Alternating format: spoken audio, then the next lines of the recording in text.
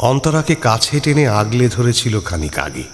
সেই আলিঙ্গনের স্পর্শেই চোখ বুজে এসেছিল ওর। আর বুজে আসা চোখের মধ্যে যে অন্ধকার জন্মেছিল, তাতেই যেন সাদা শাড়ি পরা রুগ্ন একটা বুড়ির ছায়া ভেসে উঠেছিল। হার হিম হরা। অন্তরার কি যেন মনে হয়েছিল সেদিন। অনিরুদ্ধকে বলেছিল, এবার বাপের বাড়ি গেলে একজনের সাথে তোমার দেখা করাবো। তারপর নানা কাজে অন্তরা বোধহয় সে কথা ভুলেই গিয়েছিল। অনিরুদ্ধ যে খুব মনে রেখেছিল কথাটা এমন নয়, কিন্তু শ্বশুর বাড়িতে পা রাখা মাত্রই সবার প্রথমে ওই কথাটাই মাথায় এলো। অন্তরার কানের কাছে গিয়ে সে ফিসফিস করে বলল, এই এবারে কার সাথে বেশ দেখা করাবে বলেছিলে? অন্তরা মশকরার ভঙ্গিতে বলেছিল, আন্দাজে বলো কার সাথে দেখা করতে পারি। উদাসীন মুখে অনিরুদ্ধ উত্তর দিয়েছিল, তোমার কোনো পুরনো প্রেমিক টেমিক নিশ্চয়ই। অন্তরা হেসেছিল অনেকক্ষণ। তারপর যে উত্তরটা দিয়েছিল তার জন্য অনিরুদ্ধ একেবারেই প্রস্তুত ছিল না। অন্তরা মায়া ভরা চোখে তাকিয়ে বলেছিল,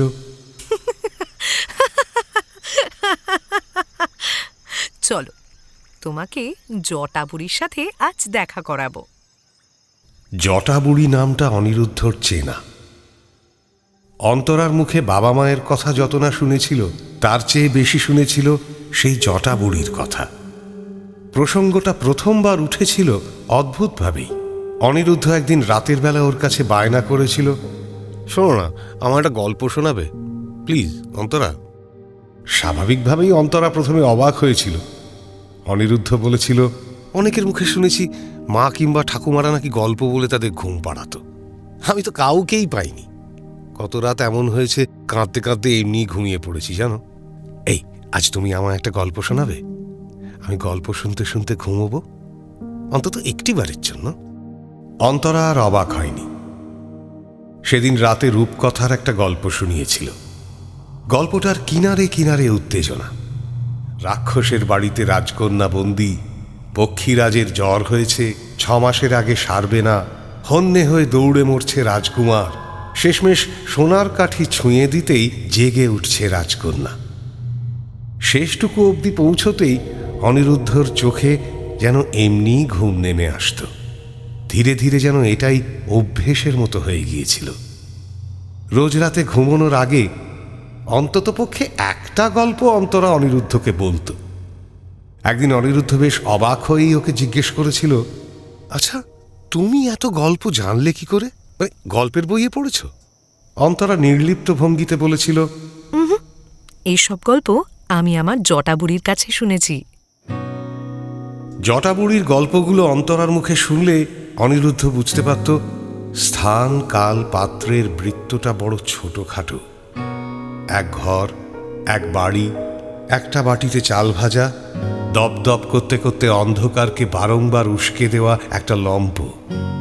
আর অন্তরা জটাবুড়ির একের পর এক গল্প বলে যাচ্ছে। তবে ও বিশেষ গুরুত্ব দেয়নি ব্যাপারটায়। আরও একটা অদ্ভুত কথা অন্তরা বলেছিল। অন্তরার বাপের বাড়ি থেকে আনা অ্যালবামে ওর কিছু নাচের ছবি দেখে অনিরুদ্ধ কৌতূহলবশতই জিজ্ঞেস করেছিল, এই তুমি যে নাচতে পারো কোনোদিন বলনি তো? অন্তরা ফিক করে হেসে ফেলেছিল। নাচতে আর পারলাম কই? মানে এই যে নাচের ছবি। অন্তরা ছবিটাকে কেড়ে নিয়ে বলেছিল, জটাবুড়ি একা থাকে তো, ওর কেউ নেই, খাবার কেনার পয়সাও নেই, তাই আমি আমার ঘুঙুরটা ওকে দিয়েছিলাম। বাবাকে বলতে শুনেছিলাম ঘুঙুরটার নাকি অনেক দাম, তাই বলেছিলাম ওটা বেচে জটাবুড়ি যেন খাবার কিনে খায়। জটাবুড়ি নিয়ে একটা ভালো রকম কৌতূহল জন্মেছিল অনিরুদ্ধর মনে, কিন্তু সময়ের সাথে সাথে আবার মিলিয়েও গিয়েছিল। কিন্তু সেদিন দরমার ঘরটার সামনে দাঁড়িয়ে অন্তরা যখন বলল, ওই তো ওটাই জটাবুড়ির ঘর, চলো দুজন মিলে যাই। অনিরুদ্ধর পৃথিবীটা এক মুহূর্তের জন্য হলেও যেন বেসামাল হয়ে পড়েছিল। বাড়িটার সামনের উঠোনে পাতা জমে জমে পাহাড় হয়ে গেছে। গাছগুলো বেহায়ার মতো ছড়িয়ে ছিটিয়ে পড়েছে চারিদিকে, আগাছাও নেহাত কম নয়। কিন্তু সেসব পেরিয়ে অন্তরা ওকে বাড়িটার একেবারে দরজার কাছে নিয়ে গেল। বেড়ার দরজা খোলাই ছিল। অন্তরা একটা পিঁড়ির ওপর বসল, তারপর মাথাটাকে আলতো হেলিয়ে জড়িয়ে ধরে বলল, এই দেখো আমার জটা বুড়ি। বলো বলো, আমার মা কেমন আমায় ভয় পাওয়াতো তোমায় দেখিয়ে। অন্তরা থামল না, বলেই চলল, জানো অনিরুদ্ধ, তখন আমি খুব ছোট্ট। বাবা উকিল মানুষ, ভীষণ ব্যস্ত, মাও কলেজে পড়ায়, আর আমি খালি ঘ্যান ঘ্যান করে ওদের বিরক্ত করতাম। তাই মা আমাকে জটাবুড়ির এই বাড়িটা দেখিয়ে বলেছিল, জানিস ওই বাড়িটায় জটাবুড়ি থাকে, একদম একা, কেউ দুষ্টুমি করলে ধরে নিয়ে যায়। অনিরুদ্ধর মনের ভেতর অনেক কিছু ঘুরছিল। মানুষ বড় অদ্ভুত, কেমন নির্দয় ভঙ্গিতে একা মানুষকে ভয় পাওয়ার বিদ্যেটা শিখিয়ে দিতে পারে। অন্তরা হঠাৎ খিলখিল করে ছেলে মানুষের মতো হেসে উঠল। অনিরুদ্ধ বিব্রত হলো খানিকটা। কি হলো অন্তরা? হলো আবার কি, সারাদিন বাড়িতে একাই থাকতাম, ভাল লাগতো না, গ্রিলটাকে জেলখানা বলে মনে হতো। তাই একদিন গ্রিল টপকে বাইরে বেরিয়ে এলাম। বেরিয়ে এসে কোথায় গেলাম জানো? অনিরুদ্ধ অন্যমনস্ক হয়ে পড়েছিল। প্রশ্নের সূত্র ধরেই প্রশ্ন করল, কোথায় গিয়েছিলে? অন্তরা আরো আষ্ঠে পৃষ্ঠে জড়িয়ে ধরে বলল, এই তো জটাবুড়ির কাছে। ভেবে দেখলাম সবাই ব্যস্ত, শুধু জটাবুড়িই আমার মতো একা। তারপর জটাবুড়ি আমায় এক বাটি চাল ভাজা দিল, মিছি মিছি চাল ভাজা। জটাবুড়ির তো সব খাবারই মিছি মিছি খেত, আমিও শিখে গেছিলাম। বসে বসে সেসব চিবোতাম, আর জটাবুড়ি আমায় গল্প বলে যেত। এই জটাবুড়ি, এই দেখো আমার বর, ওকেও একটা গল্প বলো না। অনিরুদ্ধ গল্পের প্রত্যাশায় অনেকক্ষণ চুপ করে বসে থাকল, কিন্তু কেউ যে কোনো গল্প বলবে না তা সে জানত। কারণ ঘরটায় ঢোকা থেকেই ও আর কাউকেই দেখতে পায়নি। ময়লা মেঝে হেলে পড়েছে অন্তরা, জড়িয়ে ধরেছে হাওয়াকে, সবটাই খেয়াল করেছে, কিন্তু একবারের জন্যও তাকে আটকায়নি। এটুকু পাগলামি যেন ওর হিসেবের মধ্যেই ছিল। কিন্তু এর পর যা হলো তার জন্য অনিরুদ্ধ একটুও প্রস্তুত ছিল না। অন্তরাকে কাছে টেনে আগলে ধরেছিল খানিক আগে, সেই আলিঙ্গনের স্পর্শেই চোখ বুজে এসেছিল ওর। আর বুজে আসা চোখের মধ্যে যে অন্ধকার জন্মেছিল, তাতেই যেন সাদা শাড়ি পরা রুগ্ন একটা বুড়ির ছায়া ভেসে উঠেছিল, যার মাথার চুলগুলো জড়িয়ে পেঁচিয়ে জটার মতো হয়ে গেছে। একটা প্রাচীন নারী কণ্ঠে শুনতে পাচ্ছিল, অনেক অনেক বছর আগের কথা, এক রাজকন্যা দিঘির ধারে একলা বসে। ক্রমে গল্পটা যেন শব্দের উপর আর থেমেছিল না, মনের মধ্যে বনবন করে আপনা থেকেই ঘুরতে শুরু করেছিল। কখন যে দুজনে ওই অন্ধকার পুরনো বাড়িটায় ঘুমিয়ে পড়েছিল কারোরই খেয়াল নেই।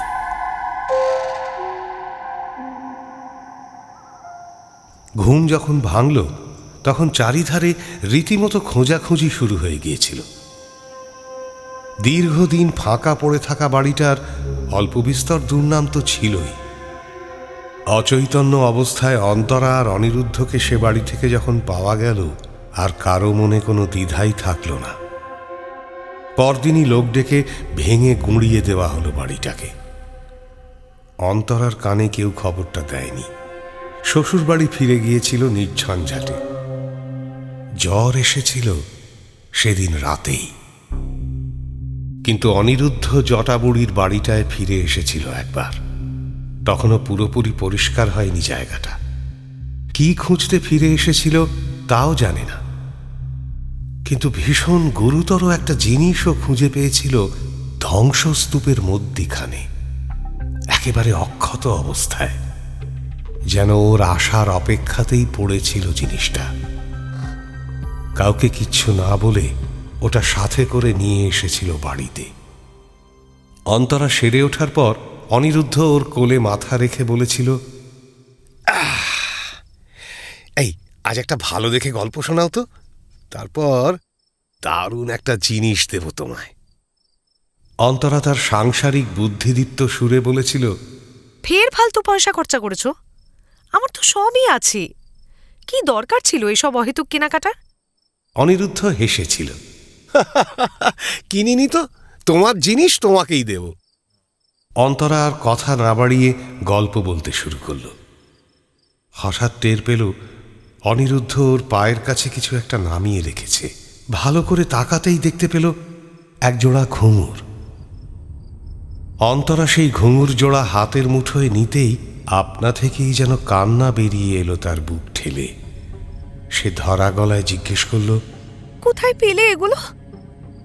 অনিরুদ্ধ উদাসীন কণ্ঠে বলল, তোমার জটা বুড়ি চলে যাওয়ার আগে আমায় ডেকে এগুলো দিয়ে গেল, আর বলল তোমায় যেন একটা নাচের স্কুলে ভর্তি করে দিই।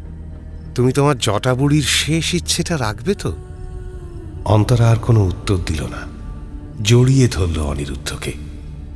অন্ততপক্ষে কেউ কেউ একা মানুষকে ভয় না পেয়ে ভালোবাসতে চেয়েছিল, তাই জটা বুড়ির মতো অনেককেই আর কখনো একা থাকতে হয়নি। হাড় হিম হরর আপনারা শুনতে পারেন এক্সক্লুসিভলি মির্চি বাংলার ইউটিউব চ্যানেল এবং গানা অ্যাপে।